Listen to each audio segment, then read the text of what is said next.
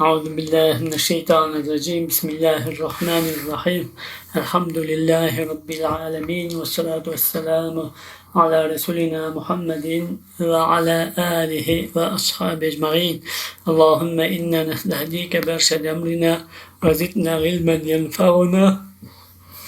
Мы продолжаем с вами книгу «Мусульманская семья» из книги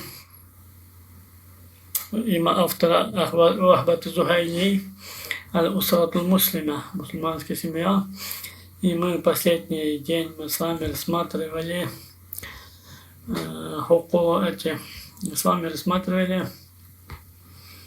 условия действительности брачного договора. Условия действительности брачного договора, и мы там рассмотрели 10 условий. Да? Это общие 10 условий, если брать все 4 мазхаба. Если там есть некоторые условия, которые все едины, а есть условия, которые признают одни мазхаба и не признают другие мазхаба. А в совокупности их всего получалось 10. Да? Первое, чтобы брачный договор был действительным, необходимо наличие 2 свидетелей во время заключения брачного договора. И говорили условия, чтобы они услышали, да, обе стороны, что они заключают договор брачный. И второе, мы сказали, чтобы женщина не была запретной. И запрет бывает 2 видов, мы сказали, либо постоянный запрет, либо временный запрет, да, и они могут быть по 3 причинам: либо кровное родство, либо родство брачное, либо родство молочное. И третье условие, чтобы не было одной из сторон, заключающих договор, принужденным, то есть обе стороны должны быть согласны на заключение брачного договора. Четвертое, чтобы не были они в ихраме, то есть не были в состоянии ихрама для совершения хаджа или для совершения умра. И пятое, чтобы брачный договор не был временным. Временный брачный договор, как мы сказали, он не действителен по мнению всех 4 мазхабов. Вот. И следующее определение: обе будущие супруги должны быть известными. Да? То есть Мухаммад женился на Фатиме, а не так, допустим, опекун говорит: у меня есть 2 дочери или 2 сестры, и одну я выдаю тебе замуж. Так? Это будет брак недействительным. Он должен сказать: у меня есть 10 дочери, допустим, одна Фатима, а другая Зайнаб. А вот Фатиму я выдаю тебе замуж. Вот тогда будет определенным. И также со стороны мужа, да, будущего супруга, должен сказать, если опекун женит, сказать: я женю сына, допустим, Мухаммада, а не одного из 2 или 3 сыновей. Вот. А потом мы говорили, что 3 условия, они есть в мазхабе имама Малика, у других нет. Это чтобы махр был оговоренным во время брачного договора. Второе, чтобы будущий супруг не договорился со свидетелями, что свидетели будут скрывать этот брачный договор. И третье условие, чтобы один из сторон не был больным, смертельно больным, что может после этого от этой болезни умереть. И последнее, 10-е, это наличие опекуна по 3 мазхабам. Наличие опекуна по 3 мазхабам. Опекун должен быть, по мнению трех мазхабов: шафийский, маликийский, ханбалийский мазхаб.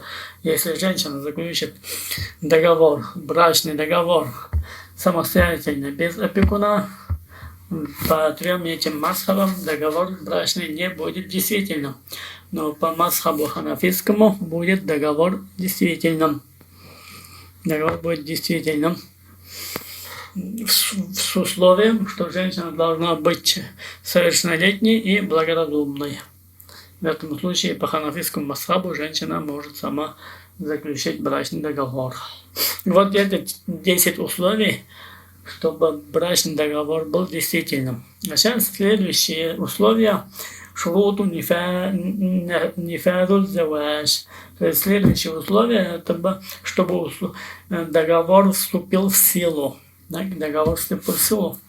Если заключили договор, это если он действителен, признается исламским правом, это еще не значит, что договор вступает в силу. По каким-то причинам договор может быть заключенным, но не вступить в силу. Так, вот сейчас, чтобы договор вступил в силу, рассматриваем следующие условия. Эти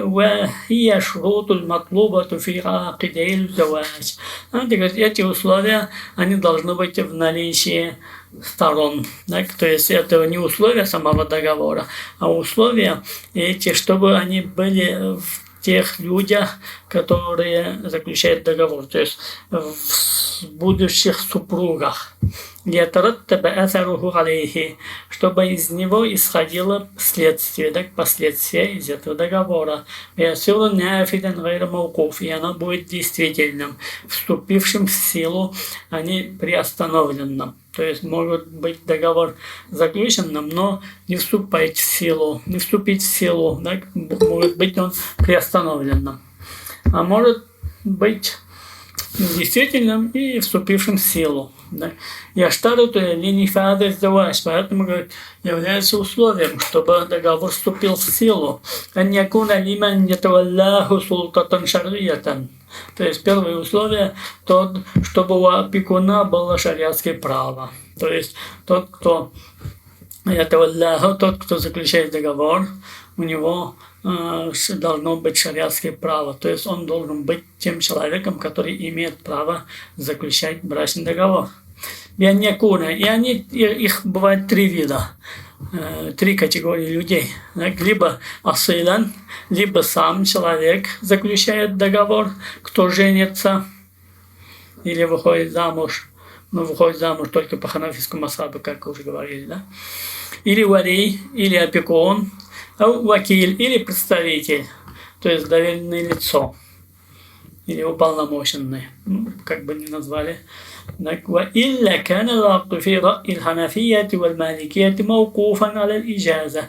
Если не то есть не заключает договор одной из вышеперечисленных категорий людей, то если сам так, или опекун, если не представитель, и кто-то другой заключает договор, кроме этих 3, тогда по ханафитскому мазхабу и по маликийскому мазхабу договор будет действительным, но приостановленным, не вступившим в силу.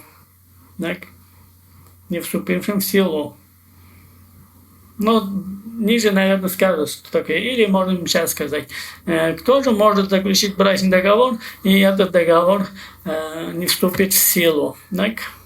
Это называется фудули. Фудули – тот, кто не имеет, ни он, ни сам не женится, не является неопекуном, и никто его не уполномочил заключить договор. Допустим, сосед захотел женить соседа, скажем. Пошел к какой-то женщине и сказал: я выдаю тебя замуж за такого-то человека. Так. И эта женщина сказала: я согласна.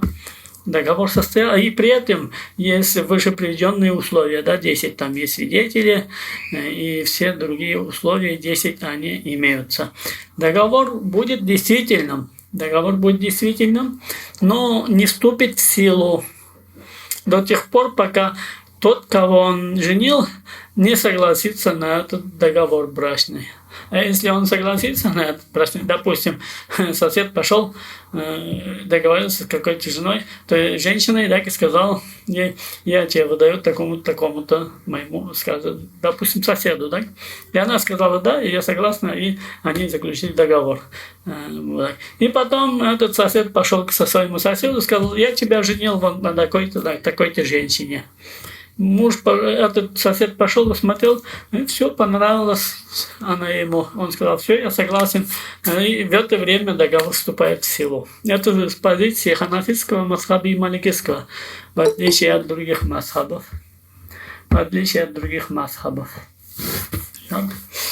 Вот, то есть возвращаемся к книге и говорит, то есть мы говорили, если заключать будут 3 категории людей, договор будет действительным, да, вступившим в силу. Вот. Это асыл, да? Мы сказали, асыл, это значит сам тот, кто женится или выходит замуж. То есть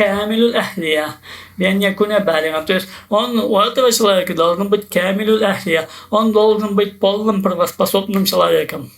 То есть у нас 3 вида людей, да? То есть по исламскому праву у нас есть 4 даже вида людей по праву, да? Либо не имеющим права вообще, либо ограниченные, либо не имеют только права, а не обязанности, либо имеют права ограниченные, либо имеют полные права и обязанности. Так? Либо ограниченными правами, об этом говорили. Да? То есть поэтому и кто заключает договор, если человек сам женится или выходит замуж и заключает договор брачный, в этом случае он должен быть полноправным правоспособным человеком. Какие качества должны быть у этого человека? То есть он должен быть балих, совершеннолетним, акил, благоразумным. Эти 2 условия.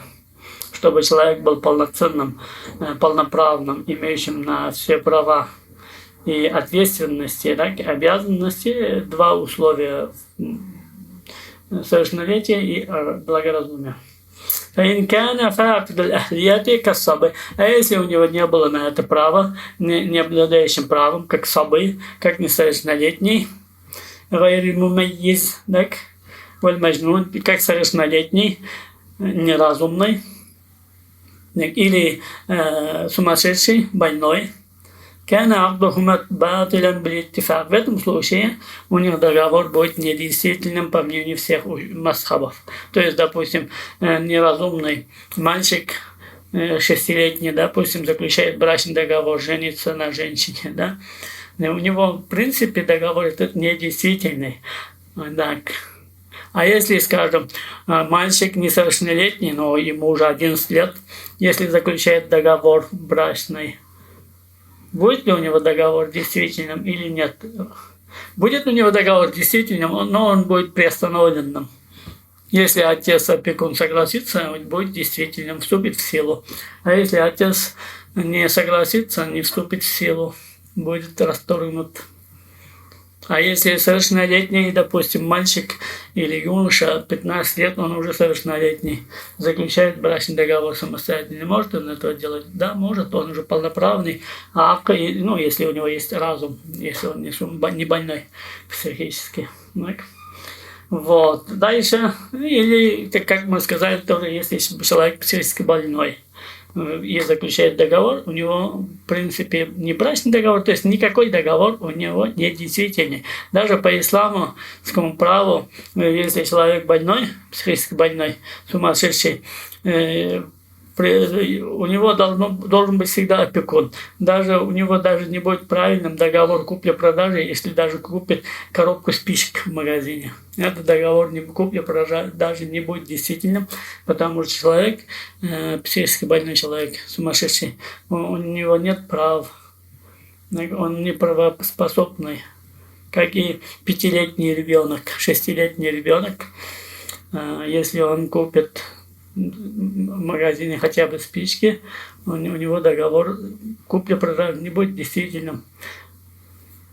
Но по ханафитскому масхабу ребенок становится разумным с 7 лет. 7 лет по ханафскому мазхабу. И вот, и, допустим, к слову, так опять отойдем от темы, так, от книги отойдем, вернемся к действительности.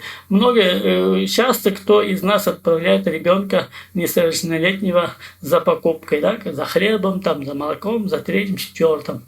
И вот пошел ваш ребенок по вашей просьбе покупать что-либо, там хлеб, там сахар, так, самые необходимости. И вот он заключил сделку, так, договор купли-продажи с продавщицей в магазине. Какое же положение этого договора купли-продажи? Когда-нибудь задавались вопросом? Нет? Договор купли-продажи вступает в силу и будет действительным в тот же момент, как только он купил и передал деньги продавщице или продавцу, или как. Тут у нас разошлись ученые. Если ребенок разумный, то есть старше 7 лет, так, и заключил купли-продажу, договор купли-продажи, по ханафитскому мазхабу этот договор приостановленный. То есть он имеет силу, так, то есть он действителен. Этот договор действителен, но он приостановлен. Он приостановлен. Как только этот ребенок придет к вам, передаст товар, то, что вы заказали, купил, да, и вы посмотрели, все нормально, и ни одного продукта срок не вышел, так, и все нормально. И вы все поставили, посмотрев, согласились. С этого момента договор вступил в силу. С этого момента договор вступил в силу. А если вы, допустим, увидели что-либо неладное, допустим, продавщица, исходя из того, что ребенок покупает, подсунул там просроченный товар, так, или что-либо там, какой-то дефект в товаре, вы вправе идти и отдать продавщице товар и сказать: я договор расторгнул в одностороннем порядке. Так, потому что договор не вступил в силу, раз не вступил в силу, опекун имеет это право делать и сказать: верните мне мои деньги. Хотя навряд ли у нас в России, я сейчас не знаю, по крайней мере, раньше такого редко было, можно было добиваться. То есть это с позиции ханафитского мазхаба. А с позиции шафитского мазхаба договор купли-продажи вообще недействителен. Недействителен. Так. Если вы отправили, скажем, вашего ребенка 8-летнего, он купил что-либо и принес домой, вам передал, это имущество чужое, и вы не имеете права пользоваться этим чужим имуществом. Потому что у нас макасиду шария, так? Что защищает исламское право? Защищает имущество, так? Воровать у нас нельзя, за воровство наказывают, могут даже руки отрубить. Это на что указывает? Это указывает, нельзя пользоваться чужим имуществом. А вы пользуетесь на основании того договора, который не имеет правовую силу с позиции шариатского мазхаба. Вот здесь вопрос. Но, конечно, мы ханафиты, и сегодня, в принципе, в мире пользуются в этом вопросе с ханафитским мнением ханафитского мазхаба. Даже в шафийских странах, то есть где преобладает шафийский мазхаб, этот вопрос они берут с ханафитского мазхаба, даже стоят, торгуют дети, допустим, в арабских странах, кто был, видел, наверное, дети несовершеннолетние стоят, продают там картошку, всякие не особо дорогой товар. То есть это, это имейте в виду, что касается этого исламского права, так? Вернулись к книге, к нашему никаху, так, бракосочетанию. То есть мы сказали, если человек сам заключает брачный договор, значит, у него должна быть ахлия, то есть он должен быть правоспособным, то есть разумным и совершеннолетним. А если ни того, одного из них нет, договор недействительный. أو كان أحدهما ناقص الأهلية كالصبي المميز والمخطوح المميز كان عقد صحيحا موقوفا على إذن ولي عند القائلين بالعقد الموقوف. И как другой вопрос, да, если, как уже сказали, заключает брачный договор, один из них ребенок, да, но разумный уже, разумный ребенок, или махту аль-мумайиз, или махту, у нас есть в исламском праве 3 категории людей, да, или даже 4, или даже 5. Ну, если 5, если мы берем первый, да, неразумный ребенок, это до 7 лет, это первая категория. Так, второй разумный ребенок, но еще не совершеннолетний. Потом совершеннолетний человек и разумный, это полноправный, да, имеющий полное право. Вот. А потом еще 2 категории у нас. Либо маджнун, либо сумасшедший, да, он, как и ребенок 5-летний, он вообще не имеет права заключать никакие договора. А есть еще махту, легкомысленный, чьи права ограничивают. Если, допустим, человек есть такой легкомысленный и тратит свои деньги, свое имущество легкомысленно, этому человеку могут ограничить его действия и назначить ему могут опекуна.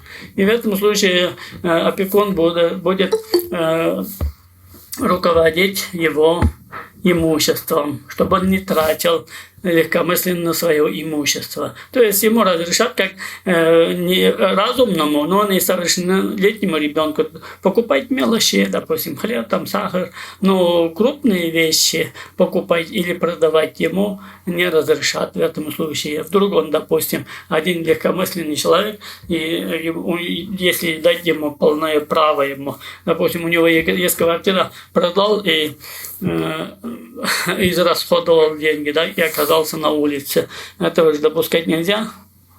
Или другое, допустим.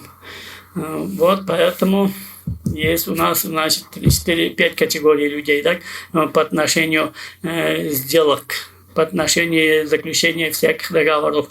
Будь это брачный договор, будь другие договоры. Значит, ребенок до 7 лет, его никакие сделки не имеют силу. Ребенок с 7 лет до совершеннолетия, он ограниченный, может мелкие вещи покупать, сделка будет действительным, но приостановленным. Потом совершеннолетний человек, который имеет полное право на все сделки. И потом сумасшедший, больной, который как ребенок не имеет никаких права, или махту, или легкомысленный с ограниченными правами. Так? Вот. Если вот такой человек, ребенок, так, старше 7 лет, или вот легкомысленный человек ограниченными правами, заключили брачный договор. В этом случае, говорит автор, у них договора будут действительными, но приостановленными. Если опекуны согласятся, значит договор вступит в силу. А если не согласятся, договор будет недействительным. Это в том случае, опять с чьей позиции, с чего масхаба будем смотреть. То есть договор будет действительным, приостановленным по мнению ханафитского масхаба и маликийского масхаба. А договор не будет действительным по мнению шафиитского масхаба и ханбалийского масхабов. Так вот. Дальше, то есть тем самым разобрались, так, асыл, если человек договор заключает сам, значит он должен быть полноправным человеком, который разумный и совершеннолетний.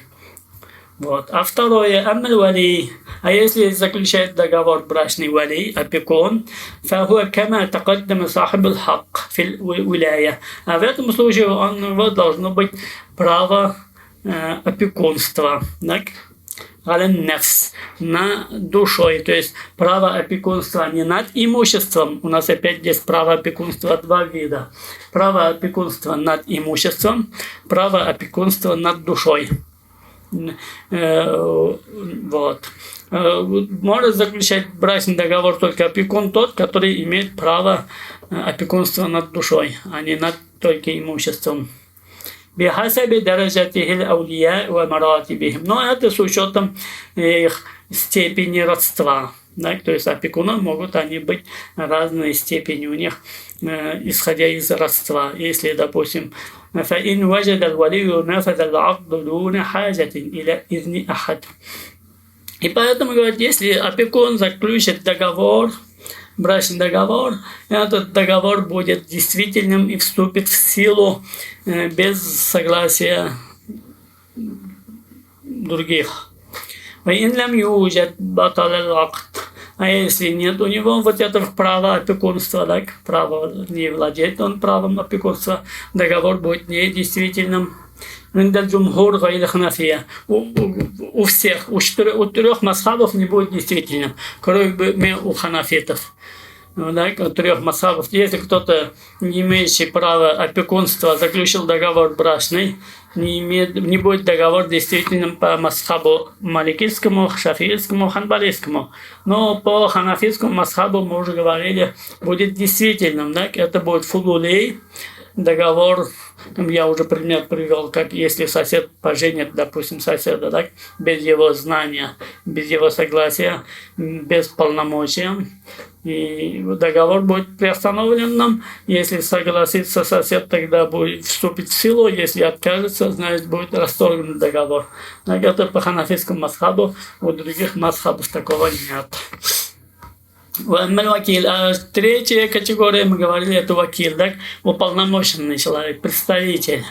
Допустим, есть один человек хочет жениться, да? Ахмед хочет жениться и сказал Зайду, своему другу, говорит, я тебе даю полномочия, жени меня. И Зайд пошел заключать договор за своего друга Ахмада, брачный договор с какой-либо женщиной или опекуном женщины. Вот этот вакиль. В этом случае будет у него договор действительным. Если вакиль, представитель, уполномоченный, заключает брачный договор за кого-либо, этот договор будет действительным.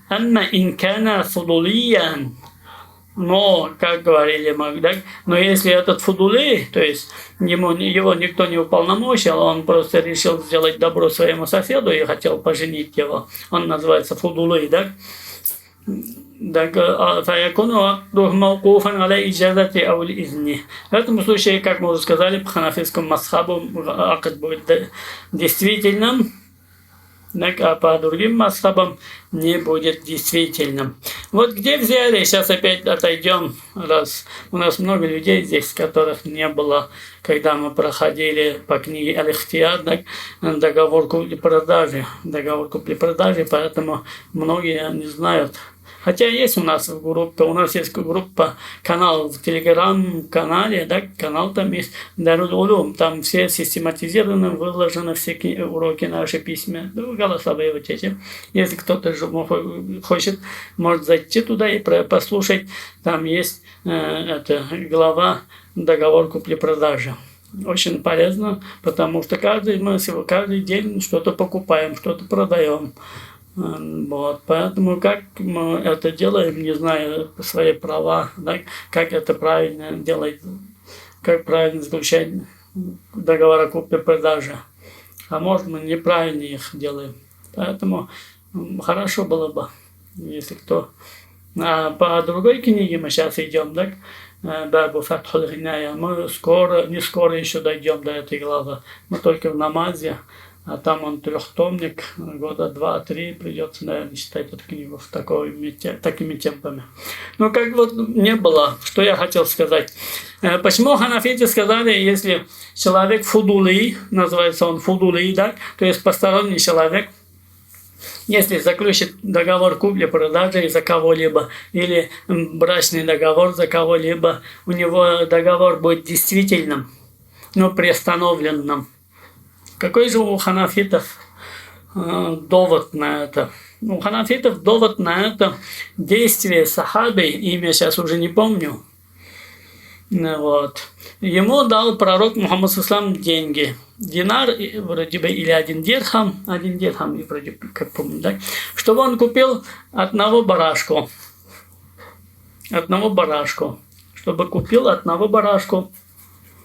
И он пошел на рынок, купил одного барашку, за 1 дирхам.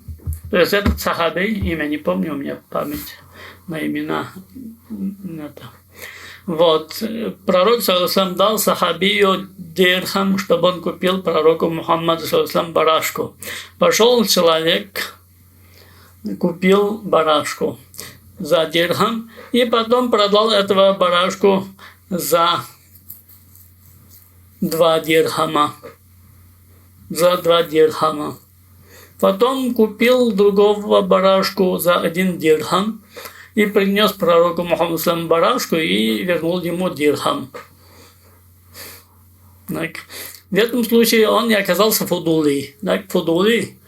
То есть пророк Мухаммад сам его отправил, чтобы он купил, то есть уполномочил его, так, вакилом сделал, чтобы он только купил барашку.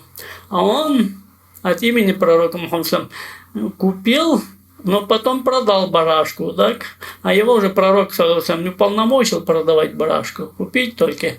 Так, а потом купил барашку вторую, потом вернул пророку Мухаммаду барашку и дирхам. Вот.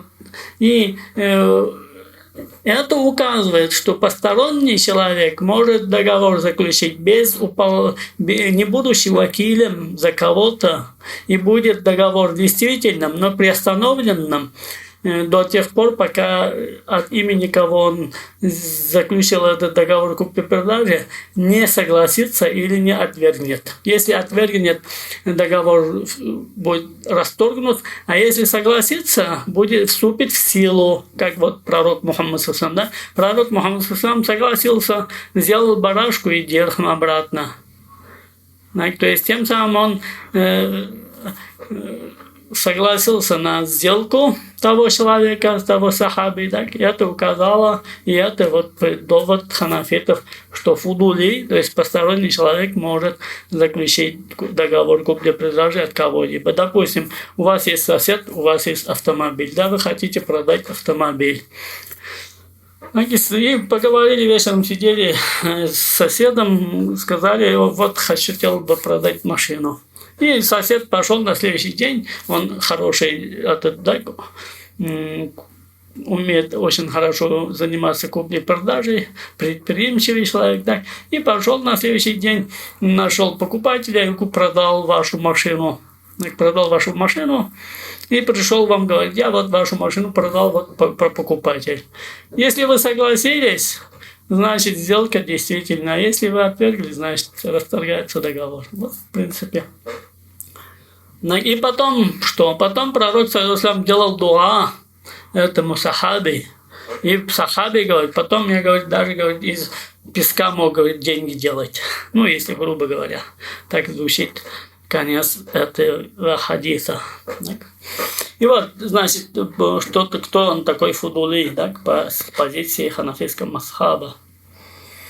Вот, шуруту люзуми заваш. То есть, тем самым, получается, у нас, так, будут условия, чтобы договор вступил в силу договор, брачный договор. Это значит, 3 категории людей могут заключить брачный договор.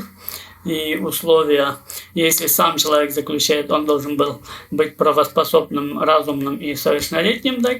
А если вакиль заключает договор, он, безусловно, должен быть совершеннолетним и благоразумным, плюс к тому, у него должно быть право на опекунство.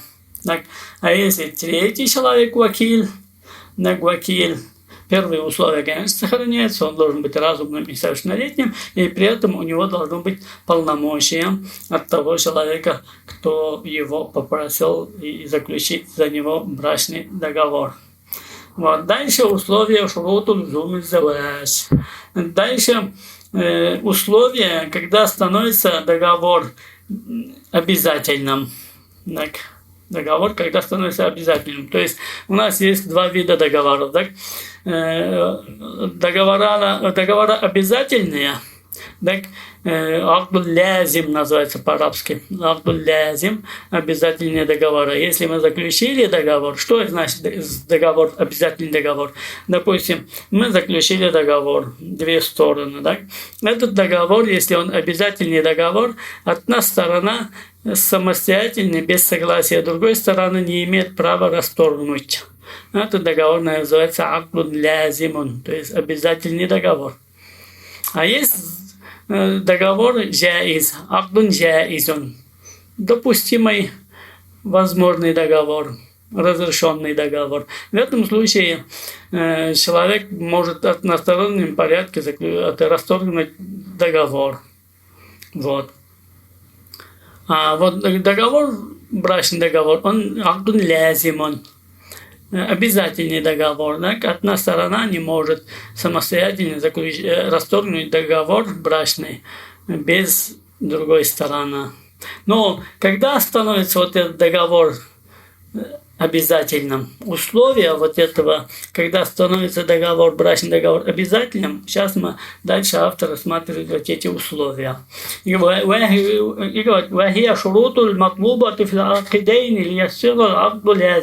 это тоже, говорит, это требования, которые должны быть в тех людях, которые заключают договор, чтобы договор стал лязим, обязательным. А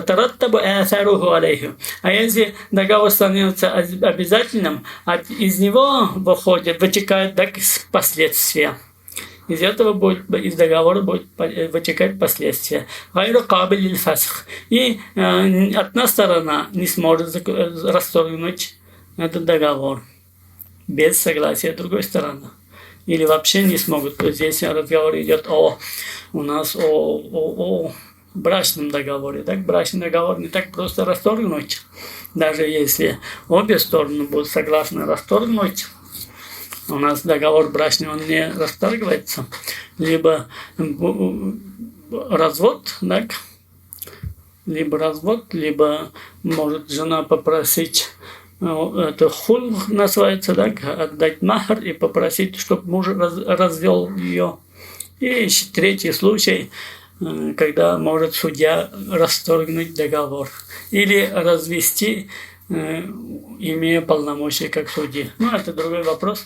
Это все вопросы мы рассматривали. Опять у нас тоже есть в Ихтияр, мы прошли книгу «Семейное право», брачный договор, никах и талак, развод. Там эти моменты мы все детально рассмотрели из книги «Ихтияр». Сейчас вот. То есть вот это значит, эти условия должны иметь те стороны, которые заключают договор. Первое, то есть равенство, чтобы было равенство между супругами. Здесь равенство имеется, чтобы муж был достойным невесте. Это первое условие. Чтобы договор стал обязательным, и никто не мог расторгнуть договор брачный, муж должен быть достойным невесте. Обратное не требуется. Допустим, даже рабыня женится, султан на рабыне, брачный договор будет действительным. Так. А обратное нет. Так. Госпожа, допустим, одна благородная женщина, если поженится с каким-либо неблагородным мужчиной, договор будет действительным, но кто-то будет иметь право на это расторгнуть. Это мы ниже рассмотрим. То есть, значит, первое условие, так, чтобы договор был обязательным, брачный договор, равенство сторон. بأن تزوج البالغة العاقلة نفسها. Это в том случае, если совершеннолетняя разумная женщина заключит договор, так, брачный, самостоятельно, фи мазхабиль ханафи. Это только в ханафийском мазхабе только может быть, так, может быть. Мин куф'ин. То есть только в ханафитском мазхабе, как мы выше говорили, так, женщина может заключить брачный договор самостоятельно.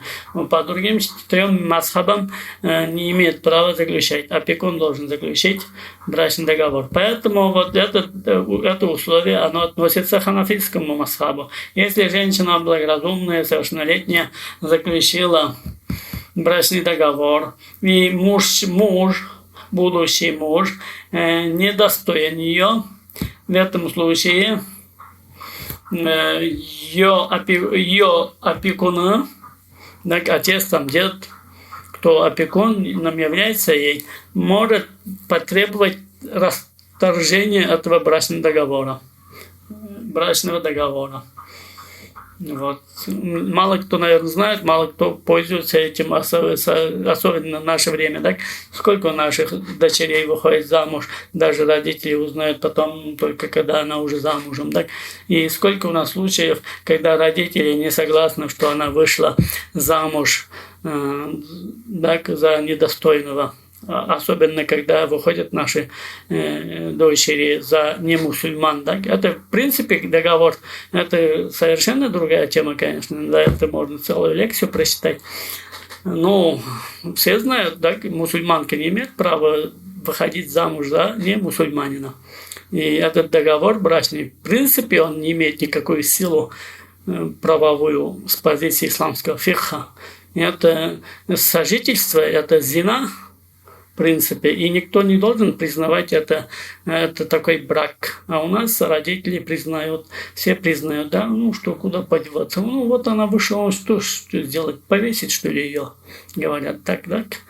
Ну, знаете, что эти женщины, будь они наши дочери, будь они наши сестры, будь они наши матери, если вышли за немусульманина, они прелюбодейки. Этот договор не имеет никакую силу исламскую перед Аллахом Всевышним, перед правом исламским. Да, перед законами российскими или другими законами, да, имеет силу. Но эти законы только до могилы. После могилы, как только положат человека в могилу, эти права, они перестанут иметь какое-либо влияние на этого человека. Потом вступит в силу право Аллаха. И тогда человеку придется отвечать на основании прав Аллаха, шариата исламского, перед Всевышним. Вот тогда пусть эта женщина и подумает, и пусть мы тоже должны подумать, на каком положении мы окажемся, если наши дочери или наши сестры выйдут замуж в таком положении. Да? Вот это очень большой вопрос, и необходимо подумать. Особенно тоже наши имамы. Я вот имам работал уже, знаю, так, и сейчас общаюсь с имамами. Многие допускают такое, так, ну, что вот там допускают такое, что выходят мусульманки замуж за немусульман и признают это бракосочетание. Нельзя признавать такое. Ну, возвращаемся к книге. Значит, равенство двух сторон, так, заключающих брачный договор. Это первое условие, чтобы договор стал обязательным. Второе. И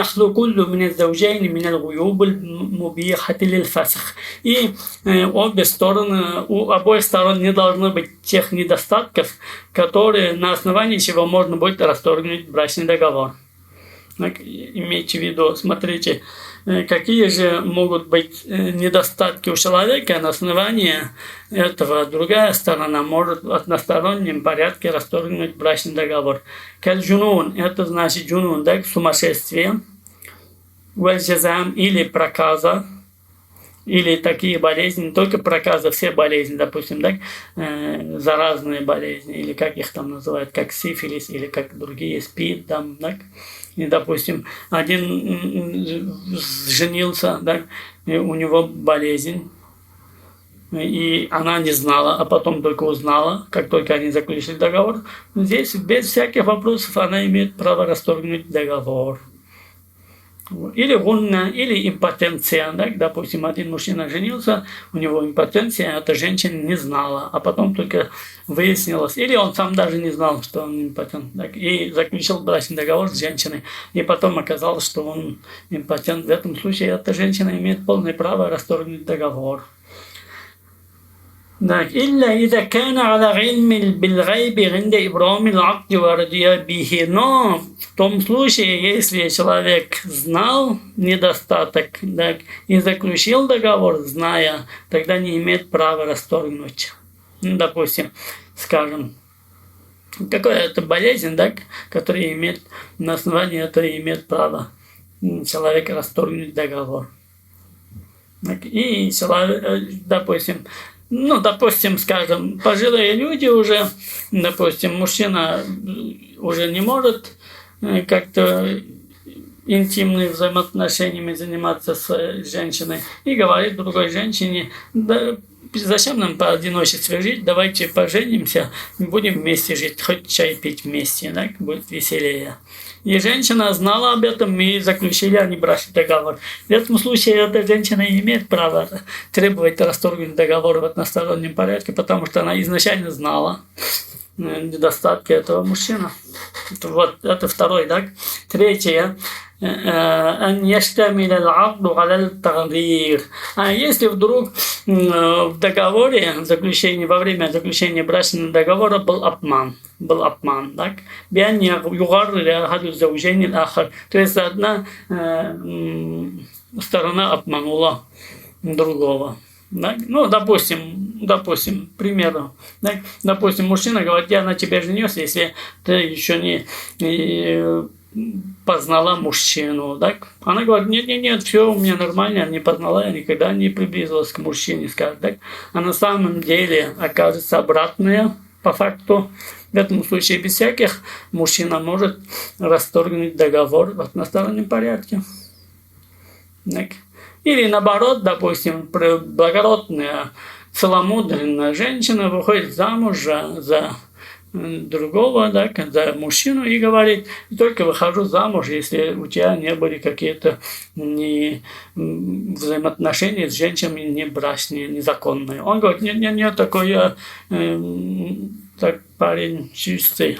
А потом она узнает, да, что на самом деле было у него взаимоотношения с женщинами незаконные. В этом праве обман же, да, это значит, унизили женщину, унизили ее благородство, значит, может расторгнуть договор. Вот, как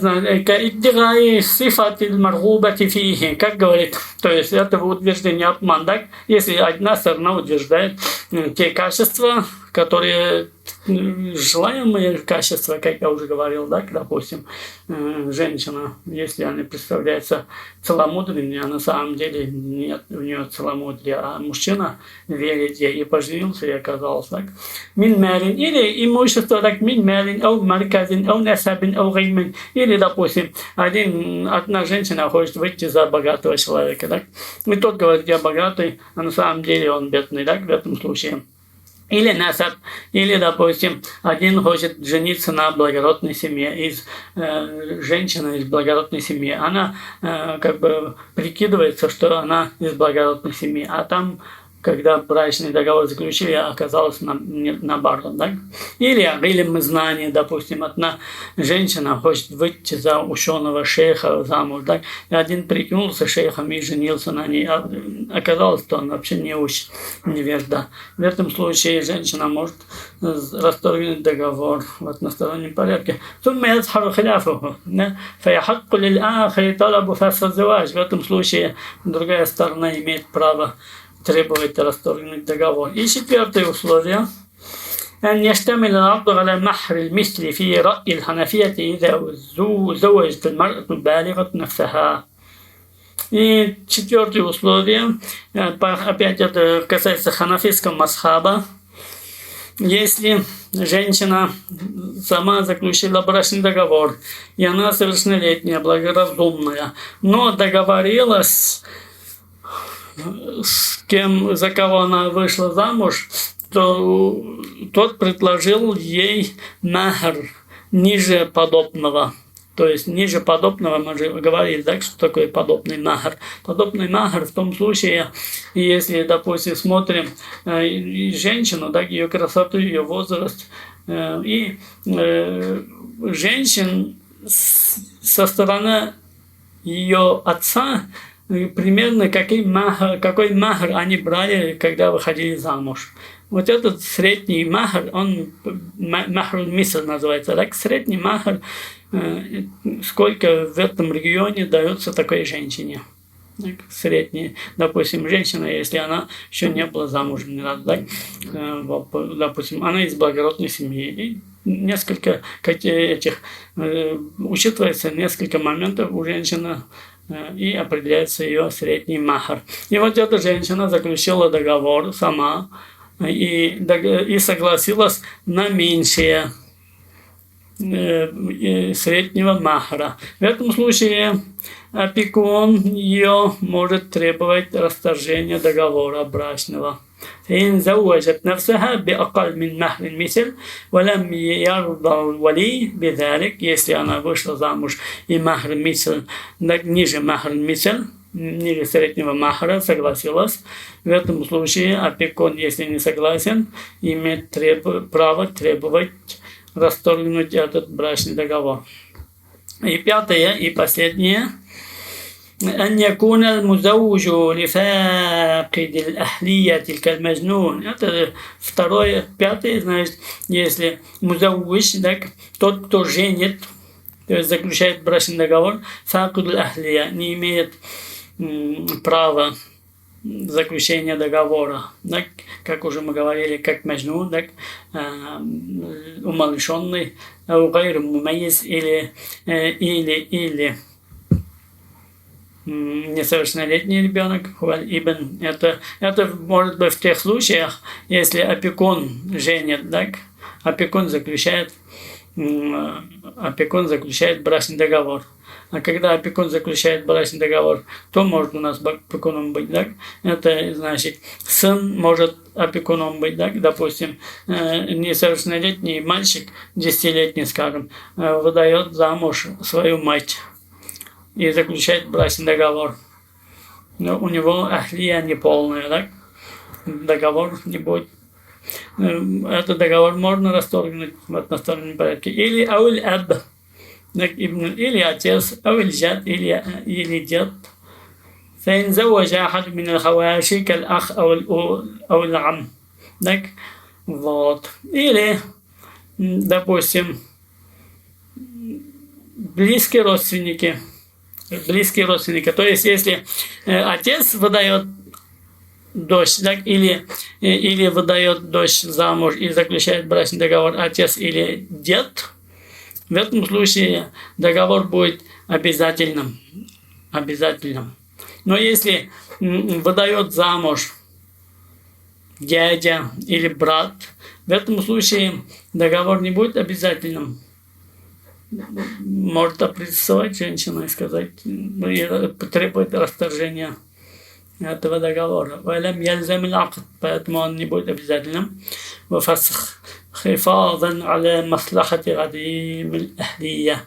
То есть, потому что они не имеют, брат и дядя имеют право опекунства над женщиной, над ее имуществом, так?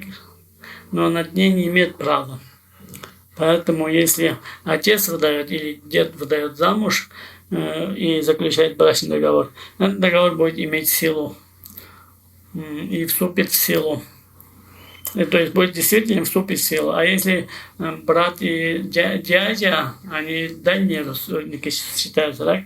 А если тут женщина посчитает, что тут не учтены ее в этом брачном договоре ее интересы, она может затребовать расторжение этого договора. И вот если здесь, наверное, остановимся. Или нет, давайте еще, может.